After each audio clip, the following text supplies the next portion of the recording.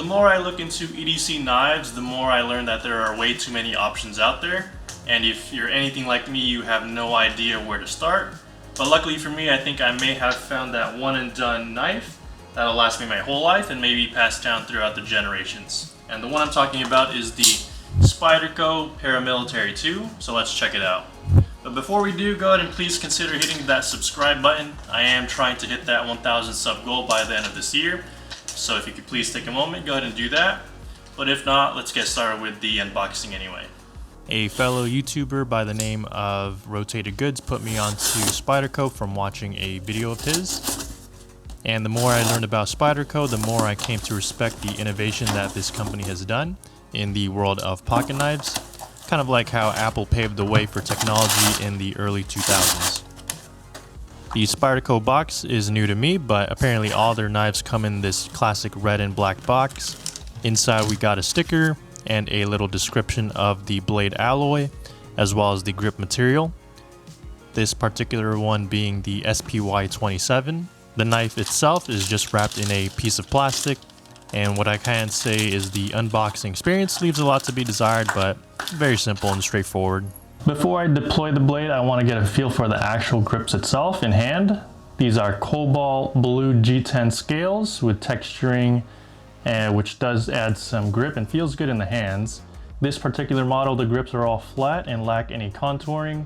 And that's the thing about the PM2, there's so many different aftermarket parts that customizability is of no issue. Spyderco was the first company to put a pocket clip into a folding knife, and this one sports their logo. The pocket can be put in 4 positions, but is not a deep carry pocket clip.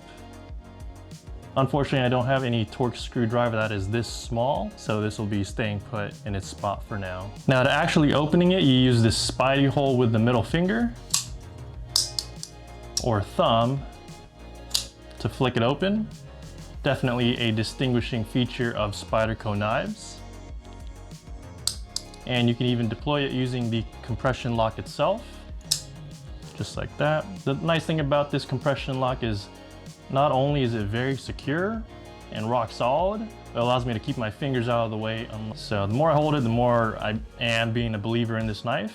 Definitely feels better than my other knives I've had in the past. And you do get this confidence in holding this knife. This will go exactly where you are trying to slice.